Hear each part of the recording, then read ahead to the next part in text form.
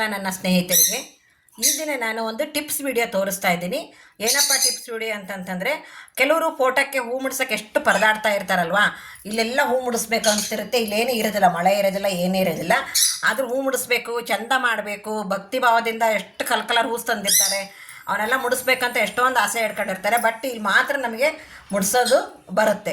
ಆಮೇಲೆ ಆ ಕಡೆ ಈ ಕಡೆ ಏನಾದ್ರು ಹಿಂದೆ ಗೋಡೆಗೆ ಇತ್ತಪ್ಪ ಅಂತಂದರೆ ಒಂದು ಇಡ್ಬೋದು ಅಷ್ಟೇ, ಆಮೇಲೆ ಬಿದ್ದು ಬಿಡುತ್ತದೆ ಅಂದ್ಕೊಂಡೇಳಿ ಕೆಲವರೆಲ್ಲ ಯೋಚನೆ ಮಾಡ್ತಿರ್ತಾರೆ. ನೋಡಿ, ಈಗ ನಾನು ಯಾವ ರೀತಿ ಹೂವನ್ನ ಮುಡಿಸ್ಬೇಕು ಅನ್ನೋದನ್ನು ತೋರಿಸ್ತಾ ಇದ್ದೀನಿ.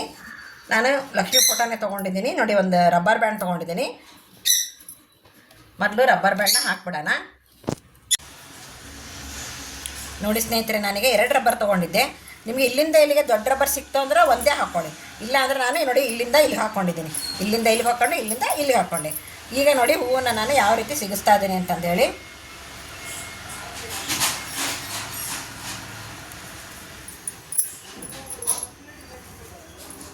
ನೋಡಿ, ಹಿಂದೆ ರಬ್ಬರ್ ಇರುತ್ತಲ್ಲ, ಅದಕ್ಕೆ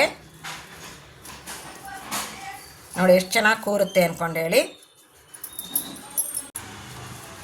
ನೋಡಿ, ನಾವು ಯಾವ ಕಲರ್ ಬೇಕಾದ್ರೂ ಅರೇಂಜ್ಮೆಂಟ್ ಮಾಡ್ಬೋದು. ಇದಕ್ಕೆ ನಾನೀಗ ಫುಲ್ ಶಾವಂತಿಗೆ ಇಟ್ಟಿದ್ದೀನಿ. ಹಾಗೆ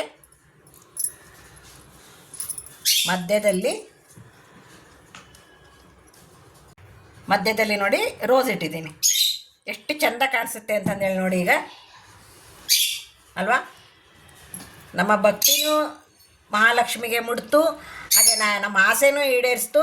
ಹಾಗೆ ಹೂವನ್ನು ನಾವು ನೀಟಾಗಿ ಲೈನಿಗೆ ಮುಡಿಸಿದ್ದೀವಿ. ನೋಡಿ ಸ್ನೇಹಿತರೆ, ಈ ವಿಡಿಯೋ ನಿಮಗೆ ಇಷ್ಟವಾಗಿದೆ ಅನ್ಕೊತೀನಿ. ಇಷ್ಟವಾದ ತಕ್ಷಣ ಒಂದು ಲೈಕ್ ಮಾಡಿ, ಶೇರ್ ಮಾಡಿ. ಹಾಗೆ ಮೊದಲನೇ ಬಾರಿಗೆ ನೋಡ್ತಾ ಇರೋರು ಸಬ್ಸ್ಕ್ರೈಬ್ ಆಗಿ.